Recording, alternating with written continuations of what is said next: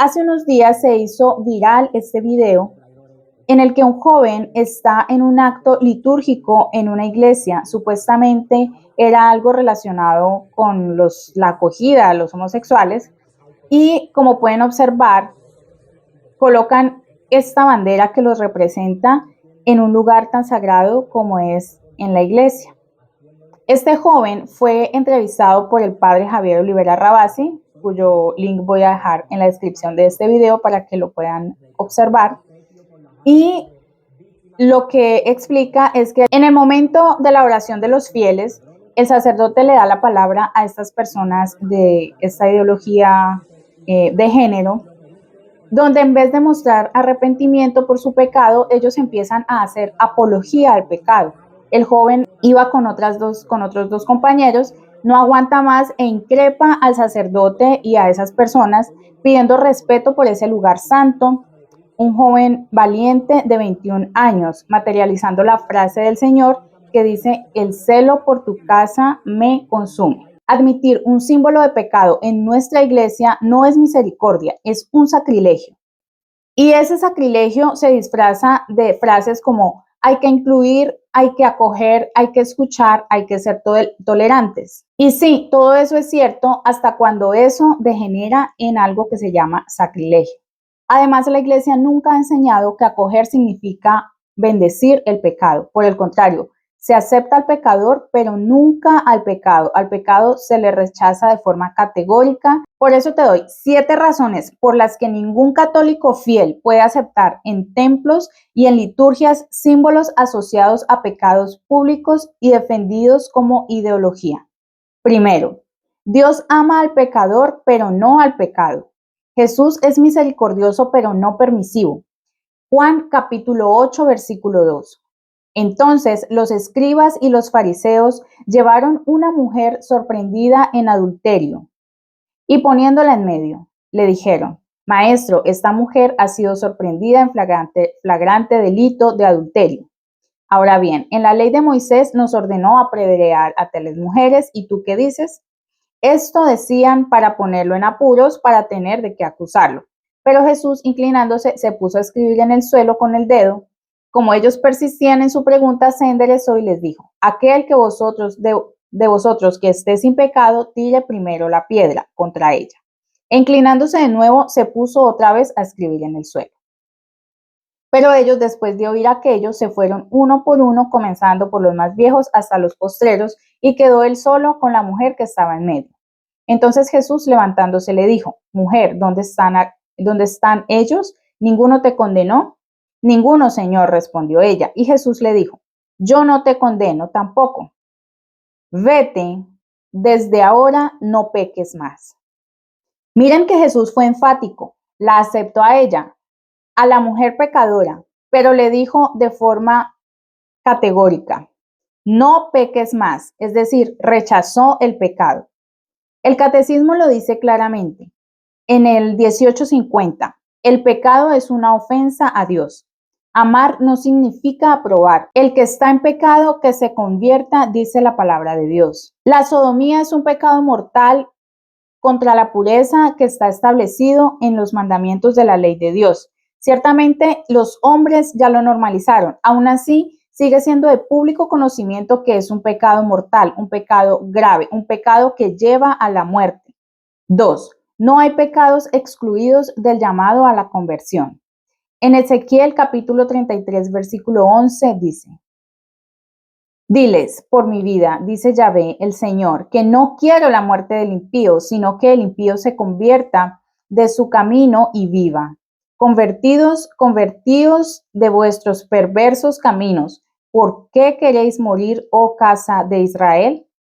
Entonces, miren que no hay pecadores especiales ni excluidos del arrepentimiento. Jesús nunca dijo: este pecado ya no importa, este pecado ya no es pecado, o este pecado es identidad.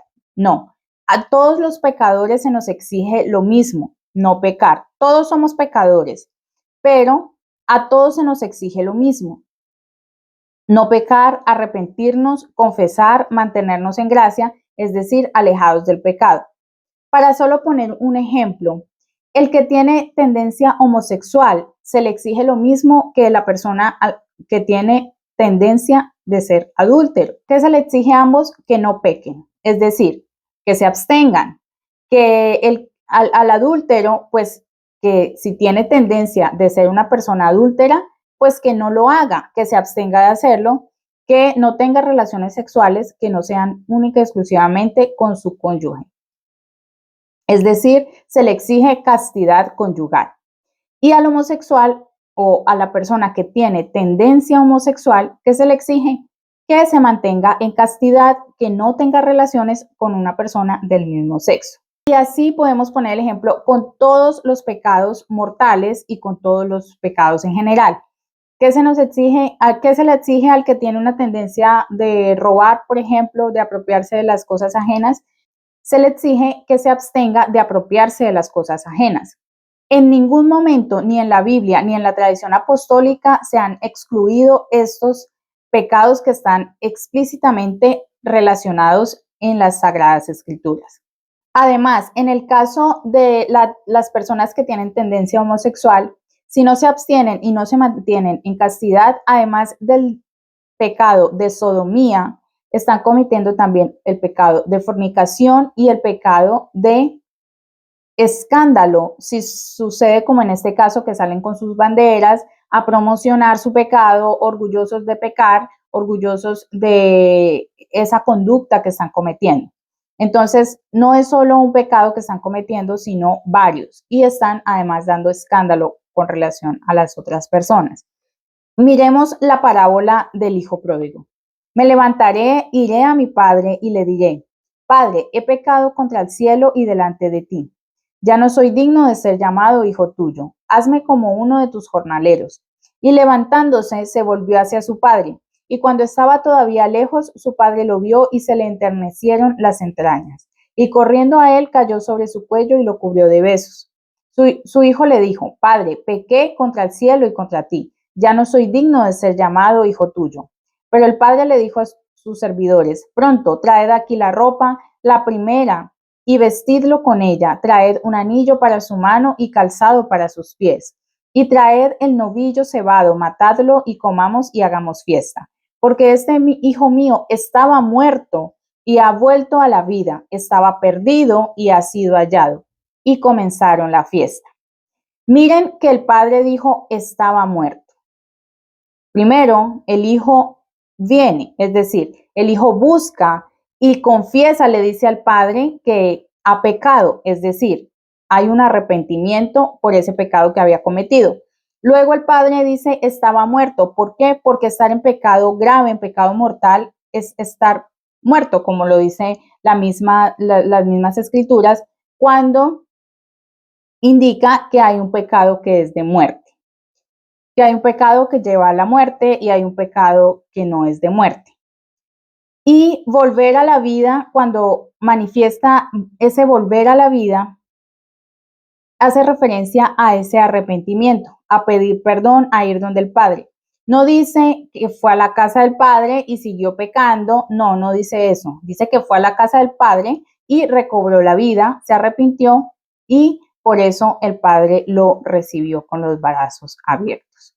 Entonces, el Hijo es recibido únicamente cuando regresa reconociendo su pecado. Y es lo mismo que se nos exige, o que se le exige a todas las personas que están en un pecado mortal, como lo es la sodomía. Se le exige al adúltero, se le exige al fornicario, se le exige al ladrón, al asesino, a cualquiera que tenga una tendencia de cometer determinado pecado mortal. El hecho que sea públicamente aceptado no lo hace un pecado menos importante o un pecado digno de ser aceptado. 3. El pecado de escándalo. La bandera gay no es una simple tela con un color. Es un símbolo claro que representa una ideología que niega categóricamente el plan de Dios. Así como la esvástica representa el nazismo, como la hoz y el martillo representa el comunismo y como la bandera de un país representa a ese país, la bandera arcoíris representa una ideología contraria a la moral cristiana y por tanto dentro del templo se vuelve un escándalo. De hecho, fuera del templo también, porque es de público conocimiento a qué se refiere esa bandera. Y si un niño la ve y pregunta, sus padres qué le van a decir, por ejemplo. Y Cristo fue severo sobre el escándalo. En San Mateo capítulo 18, versículo 6 dijo, al que escandalice a uno de estos pequeños que creen en mí, más le valdría que le colgara al cuello una piedra de molino. Y en el catecismo se dice en el 2285, el escándalo adquiere gravedad según la autoridad de quien lo causa. Entonces, pecan no solo por sodomía, sino también por causar escándalo. Y cuando un sacerdote avala o permite que en su iglesia esté presente un símbolo de pecado que Dios condena en su palabra, se convierte en un escándalo grave. 4. El celo por la casa de Dios es voluntad de Cristo. Jesús no fue relativista ni neutral cuando el templo fue profanado. Juan capítulo 2, versículo 14. En el templo encontró a los mercaderes de bueyes, de ovejas y de palomas, y a los cambistas sentados a sus mesas. Y haciendo un azote de cuerdas, arrojó del templo a todos con las ovejas y los bueyes, desparramó las monedas de los cambistas y volcó sus mesas. Y a los vendedores de palomas les dijo, quitad esto de aquí, no hagáis de la casa de mi padre un mercado. Y sus discípulos se acordaron de que está escrito, el celo de tu casa me devora. Miren la indignación y la reacción de nuestro Señor porque estaban vendiendo cosas en el lugar sagrado, en el templo. Claro, el templo no es para ir a vender ni comprar. El templo es para ir a orar, para contemplar al Señor, para leer la palabra, para ayudarnos a santificarnos. Imagínense si eso lo hizo con unas personas que estaban vendiendo palomas y bueyes en el templo. ¿Qué haría Jesús hoy en día? ¿Cuál sería su reacción al ver hoy en las iglesias esas banderas, símbolo de un pecado mortal, y más en el altar de Dios? Entonces, como católicos fieles, ¿cómo no vamos a defender con vehemencia la casa de Dios? Como lo hizo, por ejemplo, este joven del video que les manifesté al principio. El templo no es un lugar para ir a hacer proselitismo ideológico y mucho menos apología al pecado. Jesús no expulsó a estas personas por odio, lo hizo por amor al Padre y a la santidad del lugar sagrado. Salmo 69, versículo 9.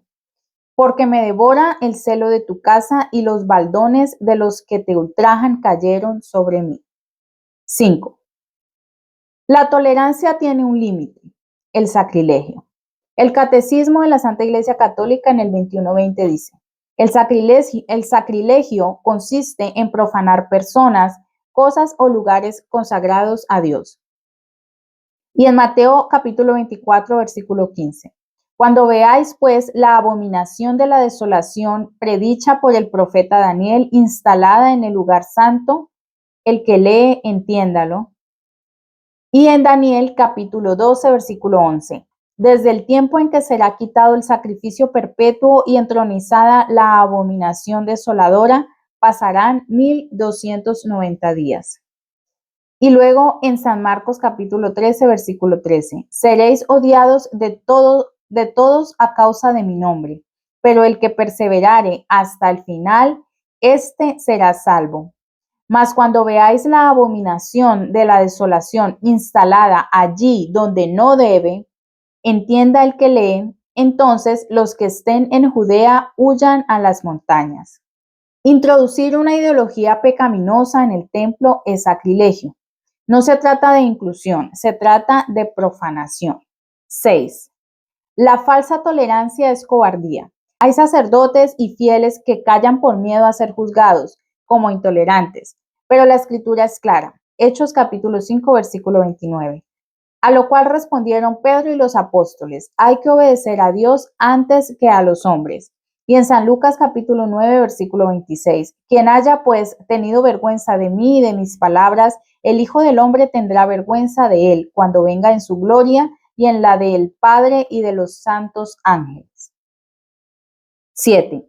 Si un laico o sacerdote se equivoca, tienes derecho y deber de corregirlo.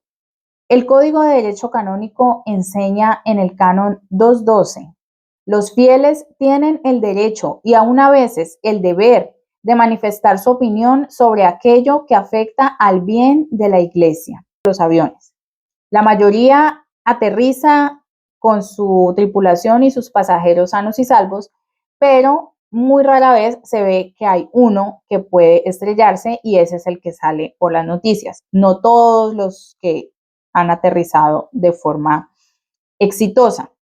Eso pasa con los sacerdotes precisamente porque son tomados de los hombres y son susceptibles de equivocarse.